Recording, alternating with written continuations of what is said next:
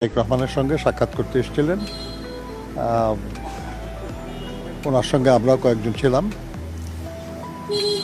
মূলত এই সাক্ষাৎটা ছিল ইউরোপিয়ান ইউনিয়ন বাংলাদেশের অনেক গুরুত্বপূর্ণ একজন উন্নয়ন অংশীদার এবং আপনারা জানেন যে বাংলাদেশে যে আসন্ন জাতীয় সংসদ নির্বাচন, এই নির্বাচনে তারা বেশ বড় একটা নির্বাচনী পর্যবেক্ষক দল পাঠাচ্ছে। তো এই বিষয়গুলি নিয়েই আমাদের ভারপ্রাপ্ত চেয়ারম্যান মহোদয়ের সঙ্গে তারা কথা বলতে এসেছিলেন। খুব ভালো আলোচনা হয়েছে, ফলপ্রসূ আলোচনা। সেখানে তাদের যে ছিল সেটা হলো যে আসন্ন নির্বাচন কেমন হতে যাচ্ছে এবং সেখানে আমাদের ভূমিকা কেমন থাকবে এবং নির্বাচন শেষ হওয়ার পরে এ দেশের উন্নয়নের ব্যাপারে কি ভাবনা চিন্তা আর কি আমাদের।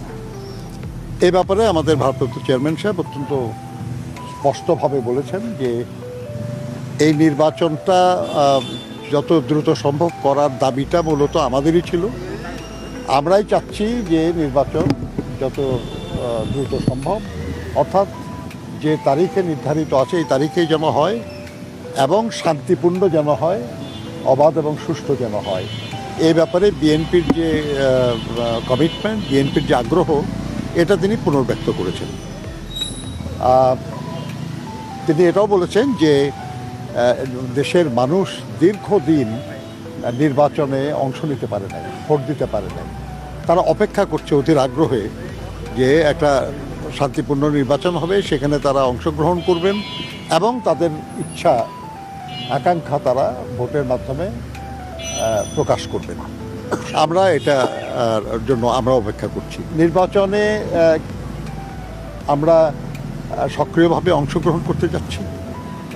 এর জন্য যা যা প্রস্তুতি যেগুলো নেওয়ার এগুলো আমরা নিয়েছি, আমরা কাজ করছি এবং ইউরোপিয়ান ইউনিয়নের যে বাংলাদেশের উন্নয়নে যে অংশগ্রহণ এবং অবদান, উনি তার জন্য ধন্যবাদ জানিয়েছেন ইউরোপিয়ান ইউনিয়নের প্রতিনিধিদেরকে এবং তিনি আশা করেছেন, তাদেরকে অনুরোধও করেছেন যে আগামী দিনে ইউরোপিয়ান ইউনিয়নের যেন আরও বেশি সহযোগিতা করে, বাংলাদেশের উন্নয়নে যেন আরও কার্যকর ভূমিকা পালন করে, যাতে বাংলাদেশের জনগণ উপকৃত হয়। তারা বলেছেন যে তারা আরও বড়ভাবে, আরও অধিক